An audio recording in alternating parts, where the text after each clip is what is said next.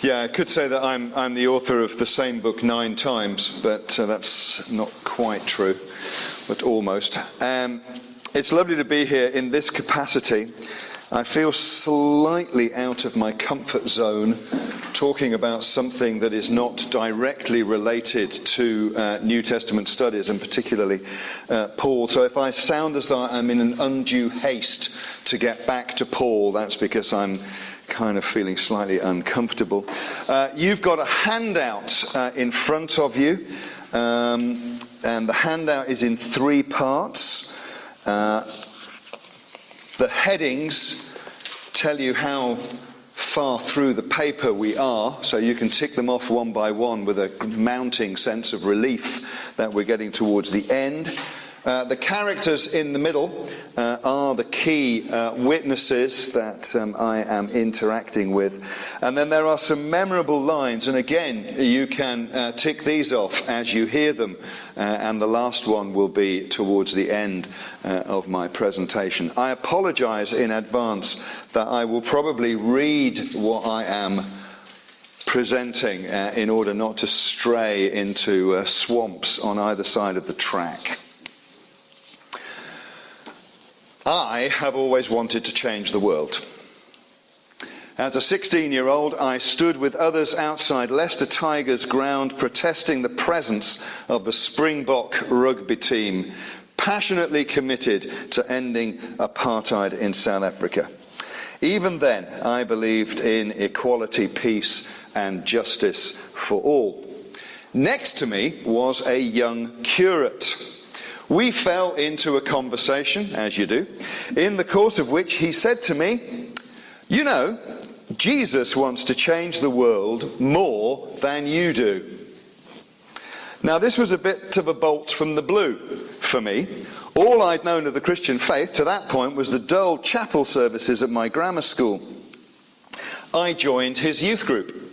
I became a Jesus follower on the spot. My life, much like that of the Apostle Paul, has been spent trying to catch up with this Jesus and his agenda of change. I started going to church. In church, we sing songs that are awash with political language. Reign in me, over all the earth you reign on high. Sovereign Lord, over all, you are reigning forever. I don't know the tune to that one, so I'm sorry I can't sing it to you. We speak of our Lord and our King, of his kingdom, of his dominion, of his rule, of his authority. In scripture readings, we hear Paul calling us to live our citizenship in the city where we are resident, Philippians 1:27. In the light of our heavenly citizenship, Philippians 3:21. We read at the beginning of Romans of Jesus being declared king by his resurrection and the nations being called to loyalty and unity under his reign. My suspicion is, however, that we do not have in mind how this language might affect our relationship with Queen Elizabeth and our current Prime Minister. We comfort ourselves with Jesus' assertion to Pilate, quote, that my kingdom is not of this world. For us, this is not political language in the normal sense of the word. But was it so for Paul? Was Paul quite intentionally speaking about God, Jesus, and the world in language that we would now term political? A label that probably doesn't have as much resonance in the Roman Empire as it does for us. What if he viewed himself as a political and social activist rather than a religious or spiritual leader? What if he wanted to change the world he lived in as much as I did when I was a teenager and still do? Now, these are questions that have been asked from time to time, but of late they have been asked by various continental philosophers.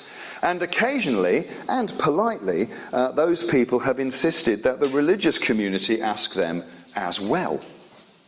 So Giorgio Agamben even went to Notre Dame in Paris to call on the church to rediscover its mission. Quote, "What has become of the experience of messianic time in today's church?" he asked. Quote, "That is the question I have come to submit here and now in God's church in residence in Paris. Will the church take this historic opportunity to rekindle its messianic calling?" Unquote. It's an invitation to act, a call to the church to find its place as a movement for political and social transformation, as Agamben thought its great apostle envisaged it. And he is not alone in making this call. Alain Badiou, Jacob Taubes, Stanislav Breton, Simon Critchley, even Slavoj Žižek, and others are all looking to Paul to find resources to renew radical left-of-centre political thinking and activism in our generation. And the reason's not hard to find. The world still needs to change.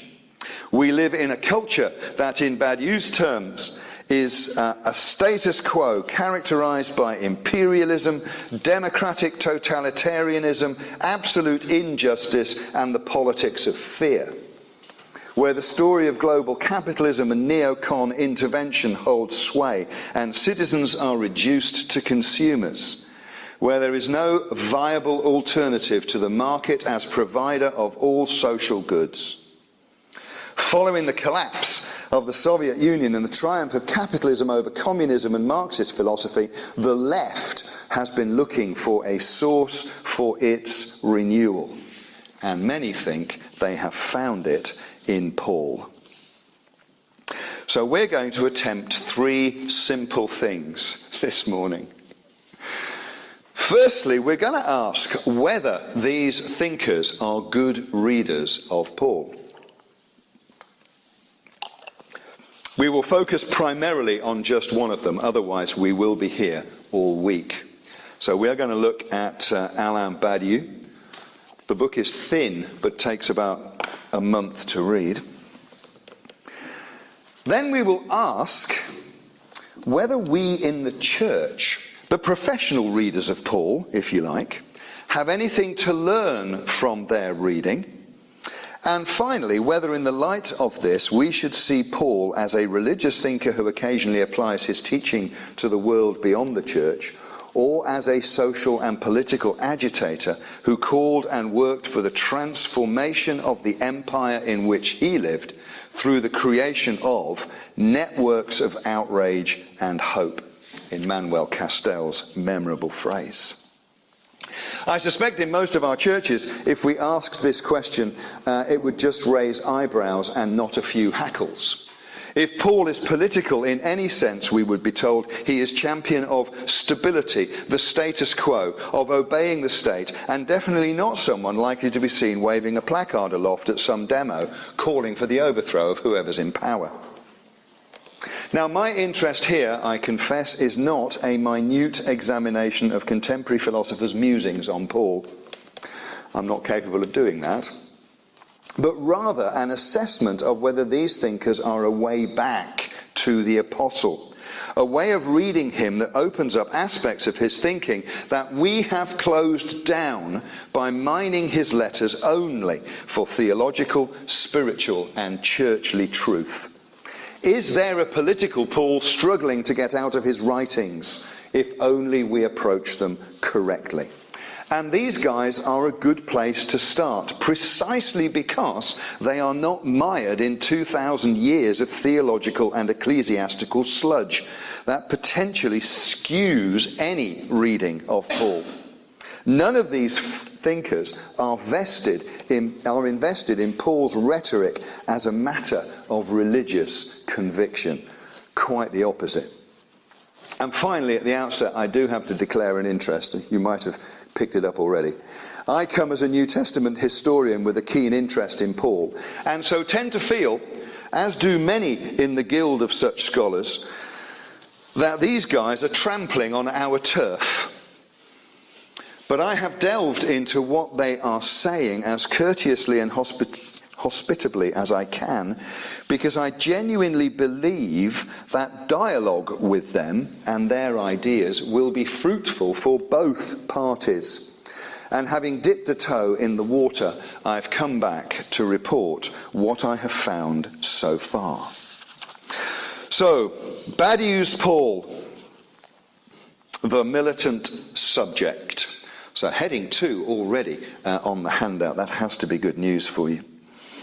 Having studied under Louis Althusser, the prominent French Marxist philosopher of the middle decades of the 20th century, Alain Badiou became a Maoist in the wake of the 1968 student revolution in Paris. Who was there? No, okay.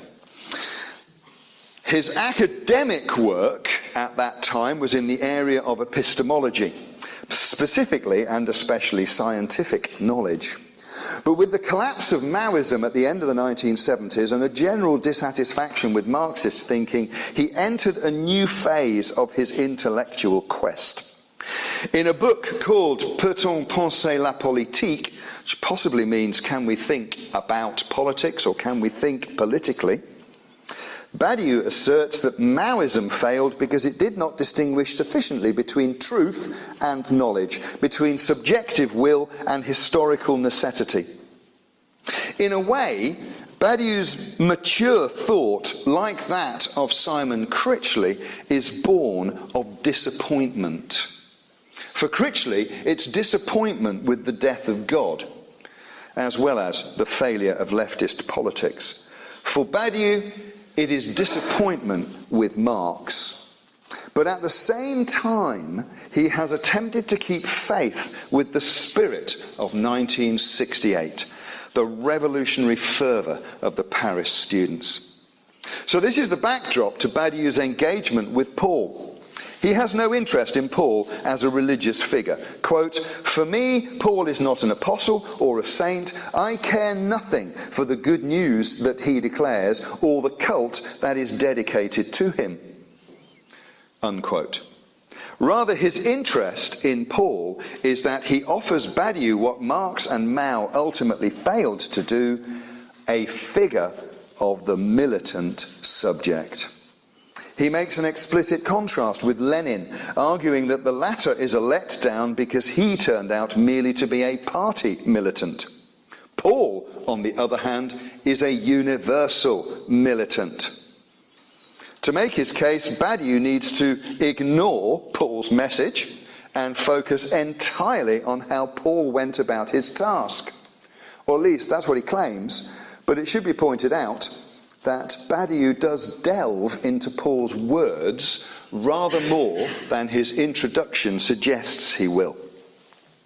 Badiou is reading Paul to find a militant subject, a person who is battling for, quote, a universal teaching within history, unquote. For him, Paul is, quote, an activist, unquote, committed to, quote, large-scale struggle, unquote, organizing small enclaves of brothers into, quote, vectors of a new humanity, unquote, in ecclesiae that, quote, should be envisioned in terms of a small group of militants. He says of them, let us just say that the handful of resistance fighters in the year 1940 or 1941 occupy the same position as Paul's Corinthians. At first sight, it is odd that there is no discussion in Badiou's book on Paul's use of the idea of truth in his letters, which is a fairly prominent theme. But this is undoubtedly because for Badiou, truth consists in declaring an event and then being faithful to this declaration. It has little to do with the explication of a body of knowledge. Rather, linking truth to an event enables Badiou to claim that truth, the truth of the event, is both singular and universal. And he wants to show that Paul is attempting to liberate his message from any possible communitarian confinement.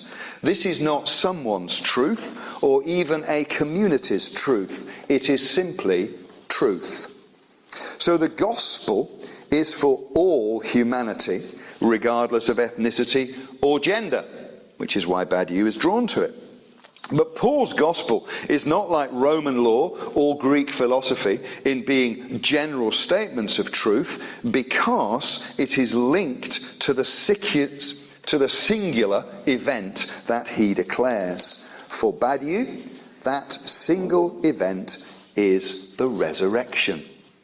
So it's good to have chapel this morning devoted to the resurrection. Badiou would applaud.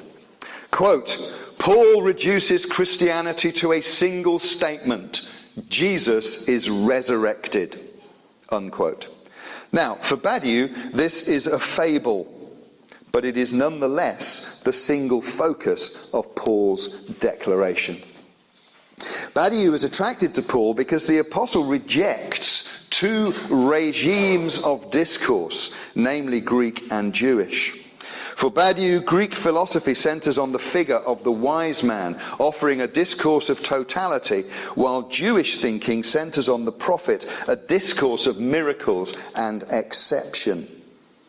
Each depends on the other, since Jewish exceptionalism requires an alternative to be the exception too, and the Greeks need the Jews because there can only be a totality when there is a constitutive exception to it, a, quote, point of incoherence which the cosmic totality requires in order to sustain itself.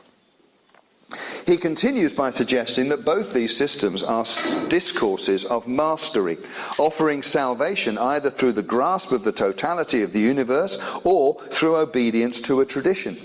Both are discourses of law, and hence of masters and disciples. As Paul says, Jews demand signs and Greeks desire wisdom. For one, the performer of signs becomes the master. For the other, the teacher of wisdom. But neither discourses are truly universal because they divide mankind into groups, Jews and Gentiles. Badiou argues that Paul overcomes this through his discourse, which is not a synthesis of what has gone before, but something wholly new. Paul is neither a prophet nor a teacher of wisdom, but the declarer of an event, an unheard of possibility of the resurrection of the crucified. Paul is able to do this only by abolishing philosophy, which Badiou approves of, because Badiou is an anti-philosopher. So, quote, Paul's thesis is not that philosophy is an error, a necessary illusion, a phantasm and so forth, but that there is no longer an admissible place for its pretension. The discourse of wisdom is definitely obsolete, unquote. This is why Paul's audience laughed in Athens when he spoke of the resurrection. Why, when Paul speaks of the folly of God being wiser than people's wisdom, he is declaring the end of mastery, without which philosophy cannot exist. Quote, one must declare its effective expiration along with every figure of mastery. Now, because the crucified Christ is folly and a stumbling block, the Pauline declaration has no place in either discourse, that is, the Greek one or the Jewish one, because both are discourses of things that are. But Paul's discourse is a discourse of things that are not. 1 Corinthians 1, 22-29, if you want scriptural justification for it. Hence the resurrection. Because it has no place in either system, it is therefore both acosmic and illegal. It cannot be deduced or proven, it can only be declared. We will return to this important aspect of Badiou's case, shared by others in a little while. Badiou's reading overcomes one division, that between Greek and Jew, only to reveal another, a division within the subject that Paul speaks of as the division between flesh and spirit, each of which has its own thought, Now he bases this insight on a reading of Romans 8 verse 6, which he translates, "The thought of the flesh is death, the thought of the spirit is life." He further stresses that death and life are not biological, but are two ways of thinking which are further elaborated in Paul by contrasting works law on the one hand with grace, faith on the other. Although Badiou prefers to translate the Greek word pistis with the phrase pure conviction rather than faith. He continues that Paul declared the one God had done what he had done for all, and hence explains how he, Paul, could reject the Jewish law as having anything to do with justification because it is too particular and excludes the Gentiles. He also suggests, via a long and somewhat confusing exposition of Romans 7, though I have to say he's not alone in producing a long and confusing exposition of Romans 7, that the law itself is robbed of its mastery by sin, which exercises mastery over its subject, which can only be broken by death and resurrection.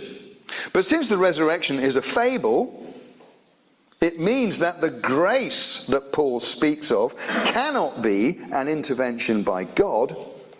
Rather, speaking, quote, of a materialism of grace, he asserts that grace is the strong, simple idea that every existence can one day be seized by what happens to it, that is, by an event, and subsequently devote itself to that which is valid for all. So we do not need God to have grace. We just need the militant subject who has been seized by the event. Sin and the flesh, in Badiou's reading, lead to inertia and inaction, the situation of the individual under global capitalism, where each is reduced to being a consumer in the game of supply and demand. Badiou argues that the individual can escape this only through an event. Something that happens to the subject that is radically new, never seen before. Indeed, something that is not, that has no place in the current state of things, that cannot be proved and does not prove anything. An event that is pure beginning and gift without cause. By grasping the event by pure conviction, Badiou says the subject can be liberated and live. So he secularizes the link between faith and life, but asserts that it can only be completed through love, as Paul says in Galatians 5 and verse 6. This is not a feeling or an emotion, but an action based on faith in the event. And this is universal, because all can embrace the event that leads to faith and love, as defined by Badiou. Truth is offered to all or addressed to everyone without condition of belonging being able to limit this offer or this address. All distinctions between people are traversed, he says. They are still there, but they have ceased to have any importance. So the event results, quote, in an indifference that tolerates differences. And in all the readings of Badiou's book that have been done by other people, that quote is held up as being the key to understanding what he is saying. We'll come back to it, possibly. So Paul is able to speak thus of himself, says Badiou, and he quotes 1 Corinthians 9, 19 to 22, that bit of the letter that begins, "Though I am free and belong to no man, I have made myself a slave to everyone to win as many as possible. To the Jews I become a Jew," etc., etc. And commenting on this, Badiou suggests this is not an opportunist text, but an instance of what the Chinese communists call the mass line, pushed to its ultimate expression in serving the people. It consists in supposing that whatever people's opinions and customs, once gripped by the truth's post-evental work, their thought becomes capable of traversing and transcending those opinions and customs without having to give up the differences that allow them to recognize themselves in the world. This universal truth, says Badiou, is not owned by any particular group. And we will return to that. So, renewing leftist politics. How does any of this enable Badiou to renew the radical left of European politics? Well, for starters, he asserts, this is why Paul, himself the contemporary of a monumental figure of the destruction of all politics, the beginnings of that military despotism known as the Roman Empire, interests us in the highest degree. He is the one who, assigning to the universal a specific connection of law and the subject, asks himself with the most extreme rigour what price is to be paid for this assignment by the law as well as the subject. That's fairly key to understanding Badiou. He comes to this whole argument in the book by discussing the affair of the veil in France. He asserts that the universal of capitalism embodied by the French state will only be hospitable, his word, to those who integrate and become culturally French. Quote, proof that, so far as people's real lives and what happens to them is concerned, there exists a despicable complicity between the globalized logic of capitalism and French identitarian fanaticism. I don't know whether he invented the word identitarian or his translator did. This he describes as a communitarianism that renounces the law's transcendent neutrality. Law becomes an instrument of the state. So, under Pétain in occupied France, the Jew was defined as non-French. In modern France, there are questions over the Frenchness of Muslim North Africans. And in response, Badiou asserts that Paul's statement is an amazing statement. And the statement is, there is neither Jew nor Greek, there is neither slave nor free, there is neither male nor female. Galatians 3:28. Interestingly, the second half of the quote is left out. For Badiou, there is a universal that excludes those who do not fit, namely global capitalism that allows the free circulation of capital but not of migrants. A response to this has been the fragmentation into closed identities, but this merely creates markets for capital to pitch its wares at. So a capitalist universalism requires the fragmentation of societies into identity groups that demand nothing more than to be sold to like everyone else. And those who don't conform will be excluded. He says, quote, one will of necessity end up oscillating between the abstract universal of capital and localized persecutions.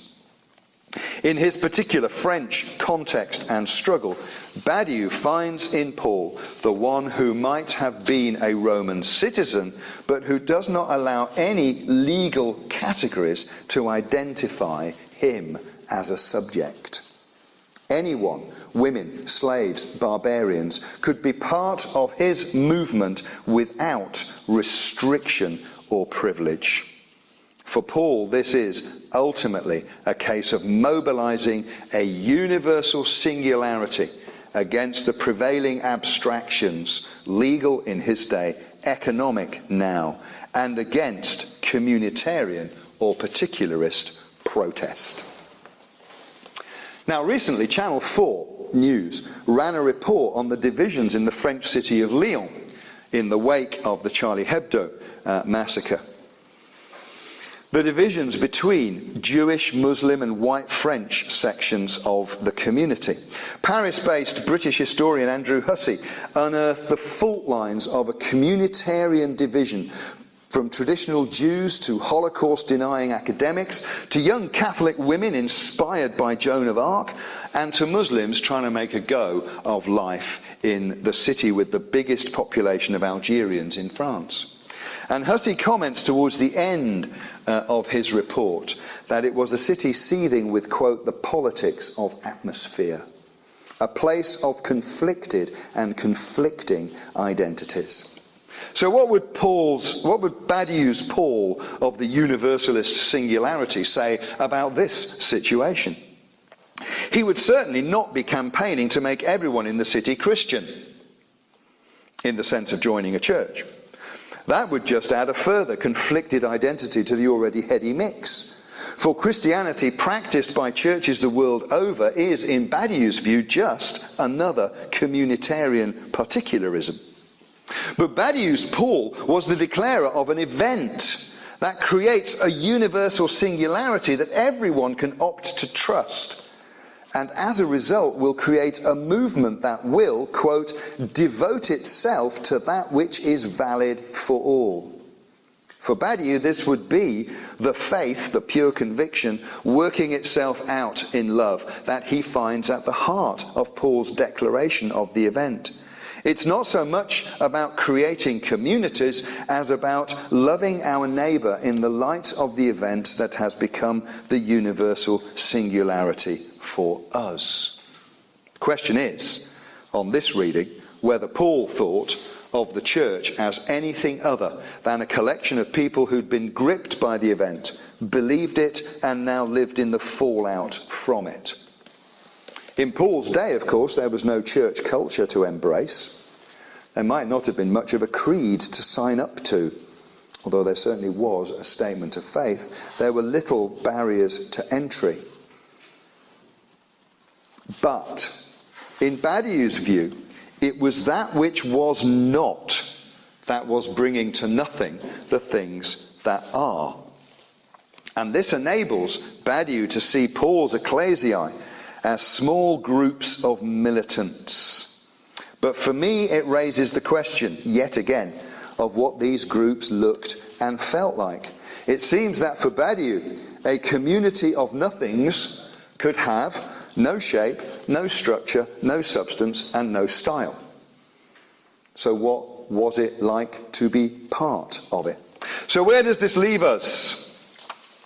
I want us to reflect on three things that come out of Badiou's reading of Paul, and bring in one or two other readings. So we've reached relocating Paul in political action, and you'll think we're near the end.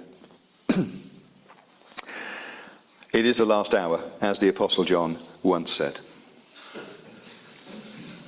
So I want to make three observations and see whether we can draw conclusions from them. The first is the idea that Paul declares what is not to bring down what is, based on 1 Corinthians 1, 26 to 29, but also bringing in 1 Corinthians 7 about living as though not. This isn't just Badiou. This is Heidegger, Taubes, Agamben and Critchley, who latch on to this aspect of Pauline thought and who link it with the idea in 1 Corinthians 7 that the times are so urgent that though we are in certain situations, vocations in Agamben's terms, we should live as though we are not. Hos me, as though we are not. Because the present order is passing away. 1 Corinthians 7, 29 to 31. For me, this captures the newness and excitement of the Pauline declaration. Something entirely new and unprecedented is erupting into the world, and there is an urgency in its unexpectedness. Furthermore, it is for all, and it is about everything that matters. It's about the world, the kind of society we live in, the way we treat one another, how resources are shared. It's about justice, equality, and love. In short, it is thoroughly political. And it's exciting, because it's not the preserve of an elite, of leaders, of masters. Rather, it is a movement of nobodies and nothings that God has chosen to bring about his revolution. So Critchley observes that what is being imagined here is, quote, a political theology of the wretched of the earth, as Frantz Fanon would say, or the scum of the earth, which is the New International Version translation of Perikathemata to Cosmu. Paul's politics, he goes on, is the building up of an unwanted offscouring that belongs neither to the world of the Romans nor of the Jews, an unclean husk, peel or skin scale, that which is sloughed off and thrown away, the human dregs, the nail clippings of the world, as Eagleton says, the shit of the earth. That's what we are, Critchley says, if we have been seized by the event. Agamben argues that the off-cuttings of humanity become the basis for a new political articulation. He focuses on what he calls the time that remains, the title of his reading of Romans, which is the short space between now and the parousia, based on his understanding of 1 Corinthians 7:31.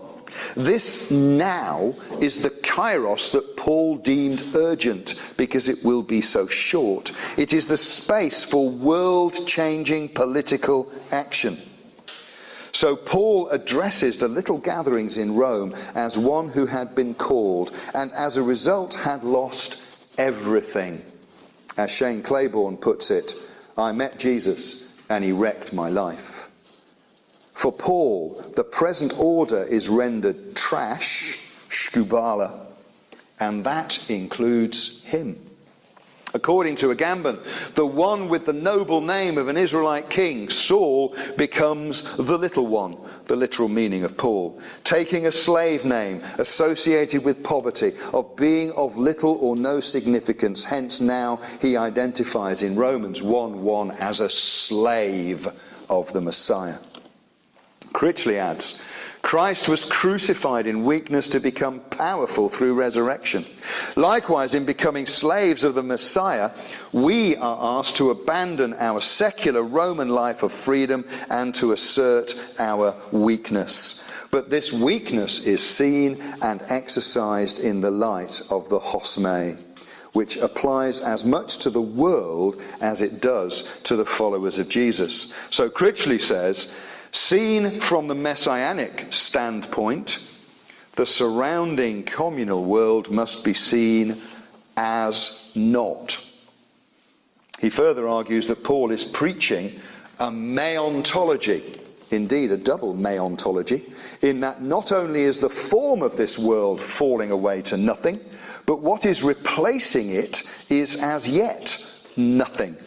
And this is pretty much how Badiou reads 1 Corinthians 1:28. In the Christ event, he says, causes non-beings rather than beings to arise as attesting to God, consists, he says, in the abolition of all previous discourses. Paul is preaching that what is will be supplanted by what is not. This is the result of God's choosing the powerless to overthrow power. Politically understood, Badiou and Critchley are asserting that the 1% do not call the shots in God's remaking of the world. And I think that's quite an interesting observation, reading 1 Corinthians 1 politically rather than ecclesiastically. Second observation comes from the focus in Badiou on the fact that the declaration of the event is not owned by any communitarian or particularist group, and hence this news is free from our imprisonment of it in church structures or creedal formulas. At the heart of this is the suggestion that Paul is not really about religion or spirituality. As Agamben asserts, Paul is no mystic, quoting Dibelius, who was reacting to Schweitzer and Deisman. What Badiou, through his dismissal of any interest in Paul as a religious figure, confronts us with is Paul as a revolutionary, militant subject.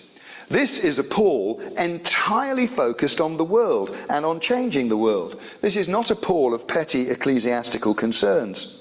It's a reminder that the opening of Romans sets a world-changing global agenda, a universal declaration of God's resurrected Messiah, and a call to bring the world, the economic, political, power-structured world that those first hearers lived in, to bring that world under the universal sovereignty of God's single king, one who is revealed to be the polar opposite of any ruler those first hearers will have experienced. It was Paul's experience on the road to Damascus of this risen Jesus that made him a revolutionary. The encounter overthrew his previous understanding of the world because Jesus was raised. So Badiou is on strong ground when he makes the resurrection the single focus of Paul's declaration. Badiou is on slightly weaker ground when he asserts that the cross cannot be part of this for Paul. The resurrection is everything.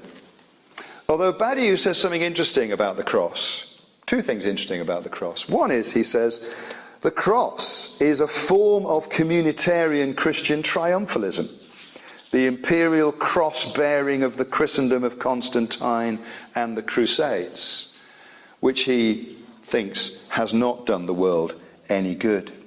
But the other thing he says about the cross is this, quote, "When Christ dies, we, mankind, shall cease to be separated from God, since by filiating himself with the sending of his Son, he enters into the most intimate proximity to our thinking composition. Such is the unique necessity of Christ's death. It is the means to an equality with God himself." Fascinating from an atheist. But ultimately for Badiou, the cross only illustrates the mortality that was a preparation to the life that comes in the event of the resurrection, which creates divine equality within humanity itself. Now, at this point, I'd like to note in passing how much I would love to see a dialogue between this coterie of continental philosophers and the school of Pauline scholars who have begun engaging in post-colonial readings of the Apostle. A frustration of reading Badiou, Agamben and Critchley is that their interaction with Pauline scholarship is rudimentary and seems to stop with Rudolf Bultmann.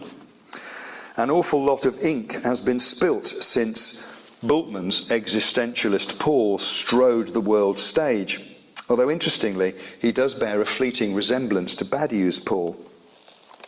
What recent readings of Paul have opened up to us is an understanding of the Apostle as a critic of Roman imperialism, as one who speaks for the vanquished, in Brigitte Karl's phrase, against the power of the conqueror, as one who speaks for the poor in a world ruled by and in the interests of the rich elite. In the hands of these scholars, Paul is a champion of the 99%.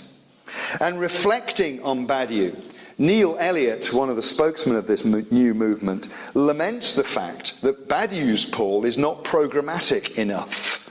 Nothing comes out of Badiou's reading of Paul that will actually change the world that the 99% have to live in. And maybe interaction with some of this more up-to-date Pauline scholarship could have created a dialogue that might have led to some of their insights becoming world-changing practicalities. Leads me to a final observation. Reading Paul as though he is talking about politics and the world, rather than religion and the church, helps me to see and hopefully stress that this worldly here and nowness of his declaration. When I read Philippians 2, 1-4, in the light of 127 that calls me to walk as a citizen, poly to Esther, it is describing my life in the world, not just my life in the church. This is how I behave everywhere, because this is how Jesus behaved, 2:5. Likewise, I will read Romans 12-13, not simply as a description of what occurred in the workshop gatherings of the early Jesus followers, but as a manifesto for how they and us will live in and change the world. How we bring about the loyalty of the nations that Paul speaks of in Romans 1:5. And so with every Pauline text. These are not bon mots for Sunday sermons. They are dynamite for bringing down the world order that is corrupt and corrupting. Stephen Fowle suggests that Badiou and his ilk free Paul from domestication, adding that so often Paul is neutered in the church and appears as, quote, little more than a small tremor on the theological terrain, something you can feel but which does not bring down any buildings. The continental philosophers remind us, if we need it, that Paul is a full-blown earthquake. This is why I think Badiou is both right and wrong on the resurrection. He is right that it is Paul's gospel. Ed Pillar encapsulates this in the title of his excellent study of 1 Thessalonians 1, which is called Resurrection as Anti-Imperial Gospel. So Badiou is right. The resurrection is at the heart of Paul's declaration. But he is wrong in saying that the resurrection is a fable. It only makes sense as the heart of Paul's declaration because it happened. It only makes sense because it is the power of the new creation at work in the old world, making something of nothing and bringing the something that oppresses and holds us in bondage to nothing. The resurrection is God's power to change the world. So in the 40 plus years since my fateful encounter with Alan Billings outside the Leicester Tigers rugby ground, my passion for changing the world is undiminished. And I am more confident than ever that Paul is my ally in this. I did think this prior to reading Badiou, Agamben et al., but having read them, I find myself more persuaded because I am reminded that all Paul's majestic theological insights are fundamentally about the world. His call, and ours, is to bring about the loyalty of the nations under the single just and equitable rule of Jesus, God's Messiah. Now, if that's not a political project, then I'm not sure what is.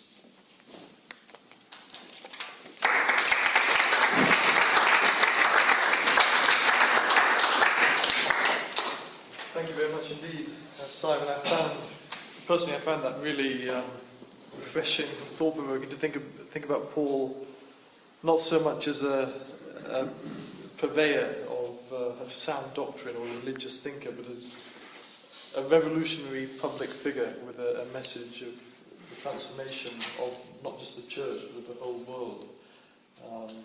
The interaction with Badiou and Zizek I thought was very creative. Do we have any questions? Would anyone like to begin? Questions, clarification, comments? Who would like to begin? Start the ball rolling very briefly. Obviously, Badiou falls into the typical French left-wing group that wants to change society, as you say, along Marxist lines. It really intrigued me that he has some link to Heidegger, you mentioned, because Heidegger was a fascist. Yes. And I was thinking, when you were talking of the events leading to faith and love, I was thinking of Sartre then. And Sartre was an inconsistent existentialist who went ahead and signed the Algerian Manifesto, saying the Algerian war was dirty. A lot of his continental following fell away from him at Hein. Could you comment on Badiou against the existentialist background, please? Not fully, but yeah, it is intriguing. As you rightly point out, Heidegger is more associated with the extreme right than the extreme left, and yet he is somebody who has influenced this whole clutch of younger continental philosophers. Agamben, for instance, quite a bit of his thinking about how the state works comes straight out of Heidegger. And out of Schmidt, who is a contemporary of Heidegger's, but on the other side of the political spectrum, but didn't write very much. And Walter Benjamin, who curiously is German, so he probably doesn't pronounce his name Walter Benjamin, but just looks like that's how it should be pronounced. He too seems to be a man more of the right than of the left, but his political theology is again one of the places that Agamben in particular leaps off from. Badiou, I don't know what Badiou's links were with Sartre or Camus or any of the kind of 50s and 60s existentialists. Louis Althusser, who's the kind of Marxist theorist that Badiou trained under and was kind of disciple of, I don't think was a particular fan of existentialist thinking, per se. He was much more of a card-carrying party Marxist. And Badiou was until the end of the 70s. And until the end of the 70s, I mean, after 68, becoming a Maoist, believing in that way of instituting Marxist revolution in Europe. But at the end of the 70s, this seems to have run into the sand for him. And he reinvents himself as something else. But I'm not altogether sure what the something else is in terms of how you would fit him into these kind of slightly neat categories that we have. I observed that his Paul bears quite a lot of resemblance to Bultmann's existentialist Paul, who I think we might have moved on from in the world of New Testament scholarship. But there is clearly that kind of idea lurking around Badiou.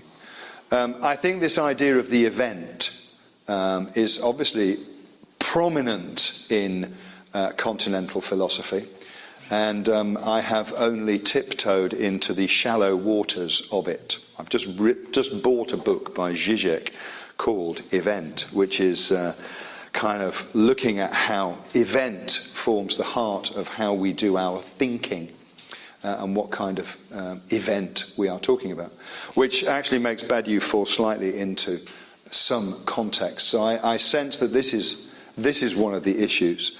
But I was also struck by the fact that the invitation in Badiou is to, through an act of pure conviction, be grasped by the event.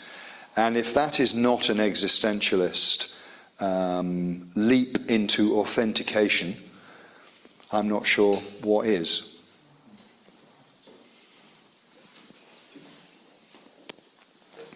If I understand you rightly, Badiou hasn't actually come up with anything which is actually going to be world-changing out of his philosophy. Do you see where he might be going with this? I mean, is he actually sort of heading somewhere that he thinks will change the world? I think what he thinks he's doing is creating a genuine universal singularity that is the polar opposite of global capitalism. And global capitalism is the bête noire of the European left, the story that now dominates the way in which we think politically, whatever political party we are. So, in the run-up to this election, nobody is questioning the story that we have been told for the last 30 years, that markets are everything, that capitalism will provide what we need, whether that's soap powder or medical care. Nobody is really questioning the fundamental veracity of that story. Badiou wants to demolish it because it's not a universal singularity. It's a universal of domination It's a universal that is only universal because it persecutes those who don't believe it. So apart from wanting, the end of capitalism by Tuesday, he doesn't have any other program particularly. Even when he's talking about the controversy over the veiling of Muslim women in France, he really doesn't have any kind of proposal about what kind of French society you could create where everybody, how the indifference that tolerates differences, which is what he is leading up to, how that would actually work out in relation to people living side by side with people who are very different. He really ducks the issue in policy terms, so if you like. It's got a grip with the idea, but it's got nowhere to take it. Well, I think he feels that if you tear down global capitalism, something wonderful will replace it, because we'll all grasp the event. And for him, the event is Christ is resurrected, although that's a fable, so I'm not altogether sure what the power of that event is, other than the power of an idea that what is nothing will bring down what is something, which I found in wrestling with Badiou and Agamben and Critchley. I found that idea really very suggestive. What is nothing will bring down what is, because often what is looks impenetrable and all-powerful. Cornelius, you had your hand up. Yeah, no, I mean, does he then just ignore anything in Paul's letter that has anything to do with the structure of the community? Because he talks about the bands and how they cross, but he seems to ignore the fact there is a structure. Absolutely, completely ignores it. Indeed, he ignores it while using Romans 6 when he's talking about how the cross is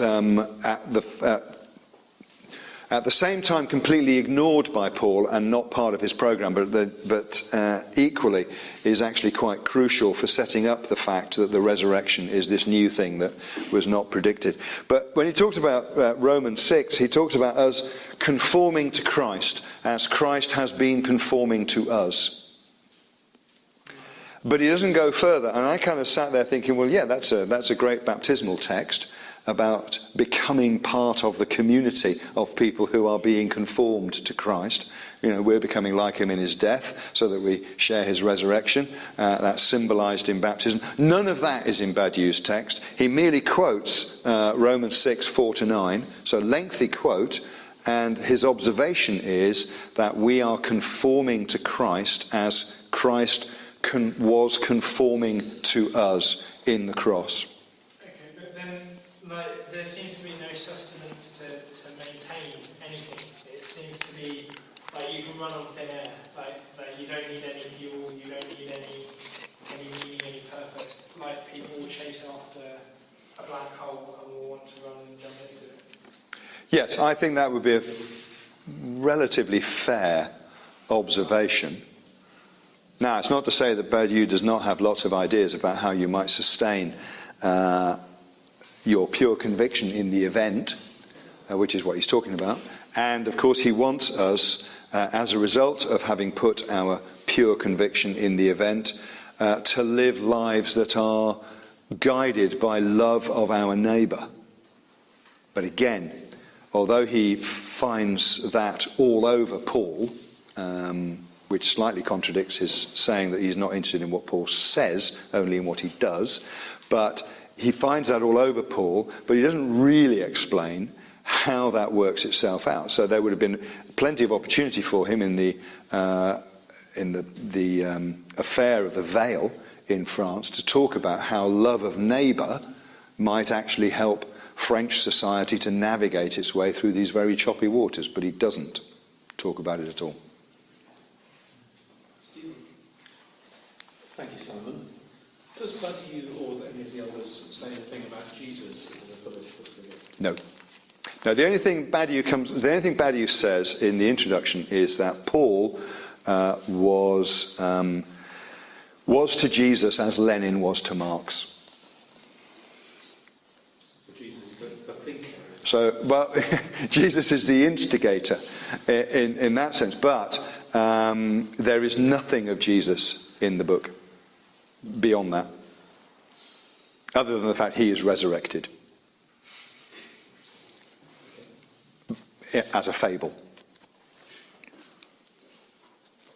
It reminds me quite a lot, Simon, about of the Martin Scorsese film, The Last Temptation of Christ. I'm not sure if you've seen that. But there's this famous scene where Jesus actually confronts Paul. They have a bit of a dialogue, and Jesus says to him, "I was never crucified. I was never resurrected. I'm just a man like everyone else." And Paul says to Jesus, he says, "I don't care if you're Jesus. The resurrected Jesus is what's going to save the world. So whether the historical reality of the resurrection can be verified or not is not really relevant." This continental philosophy, I think, is based on this fundamental distinction between the historical claim and the event. The event. It doesn't. I don't think it's necessarily nihilistic, because I think some continental philosophers would say that the resurrection is a historical reality, but it doesn't really matter if it is or it isn't, because the event that is housed in the historical claim is so much greater and transformative than any sort of rational debate about the historicity of the resurrection. And therein lies its power. Therein lies the power of an idea to the power of nothing, the power of the nihil to bring down that which is. I did have 3 paragraphs in the original draft of this that reflected on Simon Critchley's use of the word nihilizing as how this works. It nihilizes the world. It brings to nothing the world. And there is this sense of a strand running through this continental philosophy approach to Paul, that it is about bringing to nothing, and therefore is kind of nihilistic in the purer sense of the word, rather than the philosophical sense of the word. I think the issue, the last temptation of Christ, that scene is very, very interesting, but it's pure Bultmann, isn't it, that scene? It's basically saying that the historical Jesus and the Christ of faith are not in any way related. We can't know anything about the historical Jesus, so we can say what we like about him. The Christ of faith, we've got lots of evidence for, because Paul spoke about the Christ of faith. So there's all sorts of stuff about that. And it struck me that was kind of, as far as Martin Scorsese's theological education went, kind of stops at Bultmann, which is similar to Badiou and others. Their theological education seems to stop at Bultmann. They haven't engaged with later Pauline scholarship, and you just kind of long for a seminar with these guys on one side and some contemporary Pauline scholars on the other. Just kind of.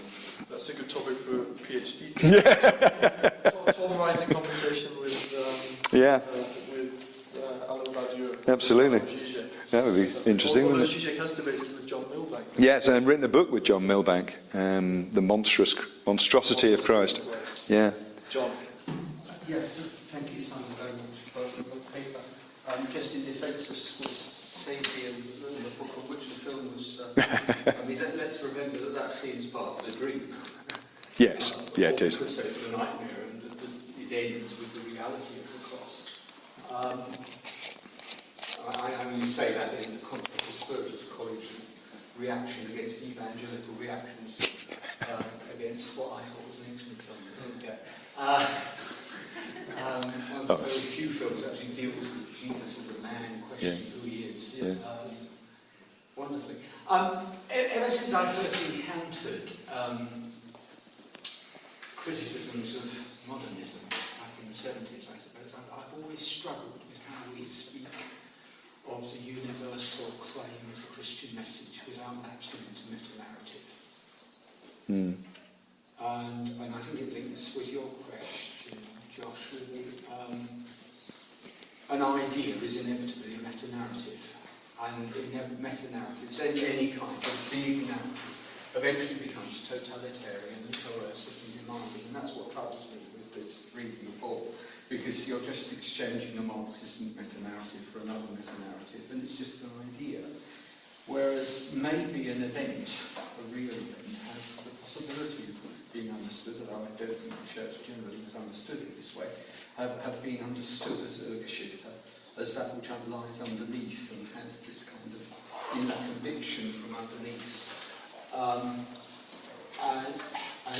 And the whole notion of just reducing the Christian message to an idea, a conviction, it seems to me to be resurrecting the very thing that these guys are trying to speak against. It's precisely because Christ is risen. Isn't it? It doesn't have to make totalitarian claims. It doesn't have to be coercive. Except that it so often has been. And this again is where, you know, I'm slightly sort of, well, immensely attracted.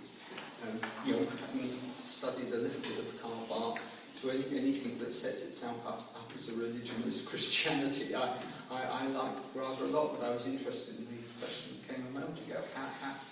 While this guy keeps talking about his, does he use the word community at all? Your militant little groups and things. The community doesn't seem to play a very big part in this, where it seems to me to play an enormous part in Paul's thinking. Now maybe I've just been too powerless. I don't know. That this is what the church is to be. This community that shows a different way of being within the world, without in any way being coercive. Does he go down that road at all? No, he doesn't. It's one of Neil Elliott's major criticisms of him is that he doesn't really pick up on Paul's counter-imperial community building. So here is a different way of being community. It is universal, but it's different from the other universal on offer. And I think that's quite a strong point. I think he talks tantalizingly about Paul kind of setting up these little vectors of a new humanity. It's a lovely phrase, but he doesn't really unpack what he means by it. And then he talks about these little groups of militants in the various places where he set people up, being very much like the French resistance fighters in 1940, 1941. But he doesn't spell out what their life together would consist of. It's almost as though they just, equally with Paul, have seized the event, and it has become for them the thing that defines their life. And so they are together with others, but only together in the sense of occupying the same space, not together in the sense of being somehow communities with each other. The other thing that I find slightly troubling in Badiou's reconstruction of Paul is that he talks about Paul overcoming the discourses of mastery. So Paul is neither the Greek philosopher who is a master of ideas or the Jewish mystic who is the master of miracles. And yet he is the only one who explains the event. So if you want to be people who grasp the same event as Paul, you have to take Paul's version of it. And if that's not a way of mastery, I'm not sure what is, really. I mean, it is very kind of, it sets Paul up as the arbiter. And in that sense, maybe he is operating to Jesus as Lenin was to Marx. Because in the Bolshevik Revolution, Lenin said what Marx would have done at this point is the following, and does it against whatever opposition comes his way. He becomes the master interpreter of the event. And so maybe that's what Badiou thinks that Paul is. He's the master interpreter of the event, which makes him the controller of what could become a totalizing meta-narrative. Yes, I have a similar question. If we gratefully accept Badiou's criticism of globalization and the church and so on, but we say that if Christ is indeed risen from the dead, not just a fable, then he is a particular person as a risen Christ. And if the body of Christ is in some sense, we have something as a body of Christ which has in some sense been risen with Christ, and the church itself is a particular community, maybe different in kind from other communities, but it is a particular community. And if that's true, in how I see a sort of way, the distinctiveness, particularity of the church, then does that not give us the wherewithal to be to engage with the world, not just to be having nothing to say, but we've got something to say because we're particular. So that's my question. Yes. One of the criticisms that Neil Elliott makes that I didn't elaborate on, I just find the paragraph because I think it does nail some of this. And Elliott basically argues that Badiou sets up this thing that could well be how we read Paul, but he fails to take account of what emanates from Paul's declaration in Paul's time. And Elliott's argument is that what emanated from Paul were communities that were inherently and irreducibly subversive, and in particular, he has a long section on Paul's economic mutualism. You want to defeat global capitalism, Elliott is in a way saying, is you create communities that are global and mutual economically, where everybody is equal within them. And that is precisely what we see Paul doing in the Roman Empire. So he had this offering for the poor in Judea, and he was inviting the conquerors, the Gentile people, to contribute to the conquered, to the vanquished. He was inviting those who were relatively okay to contribute to those who had absolutely nothing, because in Paul's economic thinking, all resources within the community are for the community. And that's a counter way of organising the world economically from the way in which the empire was organised, and you could argue from the way in which global capital was organised. But that is based on the universal declaration having created communitarian, particularist groups, in Badiou's terms.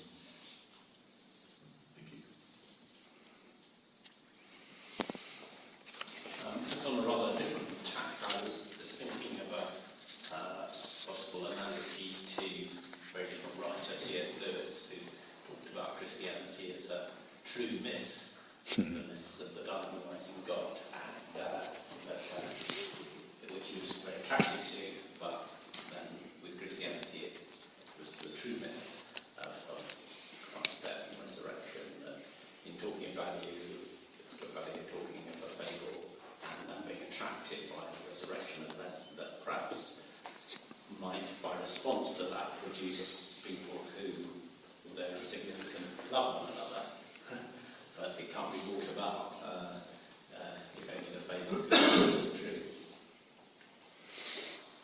Yeah, Lewis's idea is a really interesting one, isn't it? That it comes in the same place Lewis talks about all stories being echoes of the story.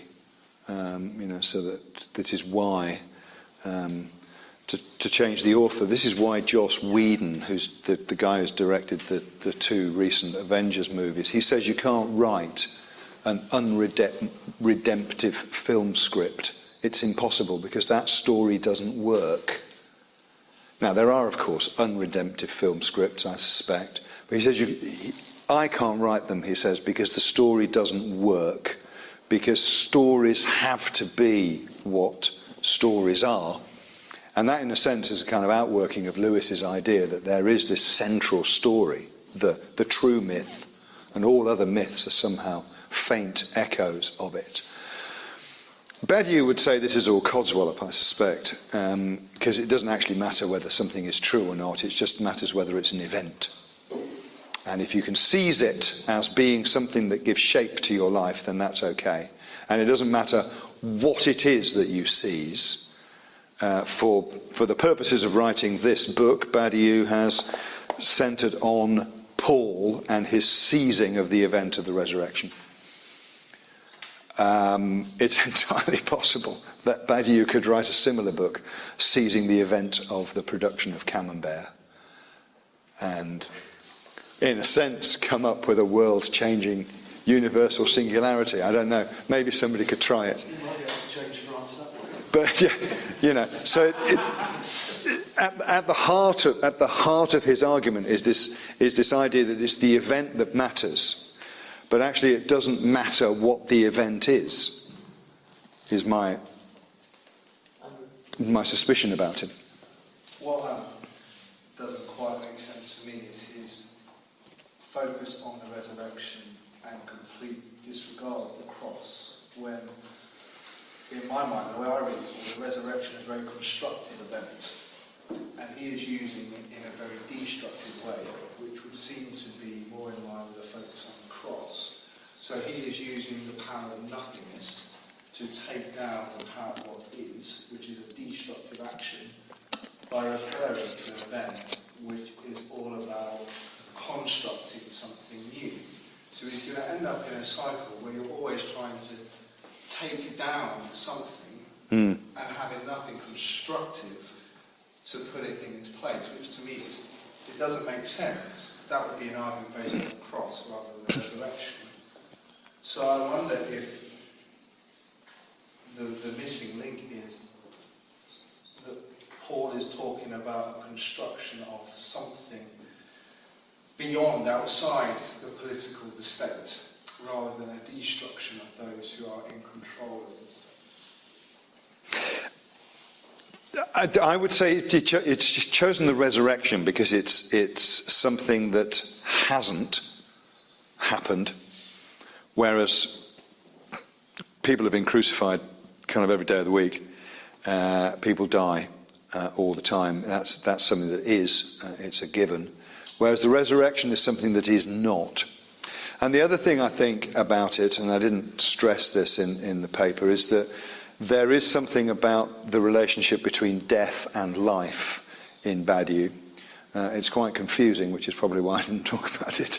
But he's very much about the resurrection being associated with life. The event brings life. And it's very hard for him to make that case from the cross. And then he also views the cross as a way in which Christendom has created an oppressive meta-narrative.